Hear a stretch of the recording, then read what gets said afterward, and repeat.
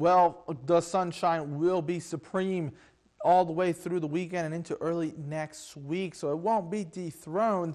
Now, because of all that sunshine and very little cloudiness, we will have radiational cooling taking place during those nighttime hours, especially continuing into the weekend. It really won't be until Sunday we'll begin to turn a corner when it comes to that thermometer, as some of that milder air with that southerly flow will allow for our temperatures to make our way back to average and even to above average for this time of the year. So let's talk about wind. Yes, the wind, there's quite a different scenario when it comes to wind in an open field and, say, in between buildings. So if you're in an open field, wind speed could be at, let's say, 20 miles per hour. The wind chill will be at 0. Now, if you're in between those buildings or on the other side of that building, because all that wind has to merge through, it will accelerate. So you'll see that wind speed kick up, get an additional gust, and also it will feel noticeably colder.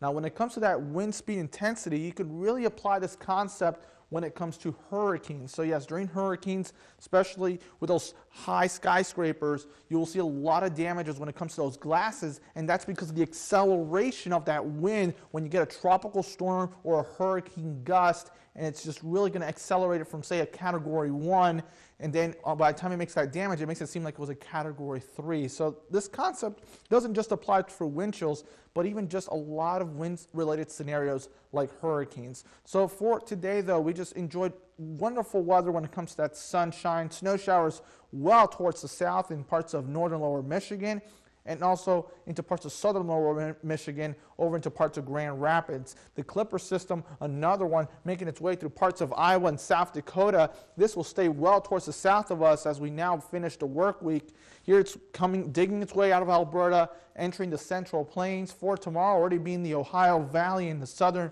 Great Lakes. Milder air still contained in parts of the mid-south, and that will eventually slowly lift its way over towards the north over the next 72 to 96 hours, but we still continue to be under this frigid air, and that has really just been holding firm throughout the work week, and really that sunshine not really doing too much help to allow those temperatures to warm up. But we're going to keep it fairly tranquil throughout the weekend, so break out those sunglasses, but there will be a warm-up in sight. It really won't be until Sunday and even until Monday when we'll begin to see a bit more of a noticeable increase in that mercury, but we'll still keep it relatively dry. For tonight, though, -3 degrees, bitter cold. Inland areas could even dip down to -10. Wind chills into those negative teens. Winds out of the west at 5 to 10 miles per hour. So it's all about protecting yourself from being outside. Now for tomorrow, the freeze continues. 15 in Crystal Falls, 9 in Ontonagon, 8 in Houghton, 14 in Munising. And then here's the extended outlook. Warming up into those lower 20s on Sunday and Monday, upper 20s by Tuesday.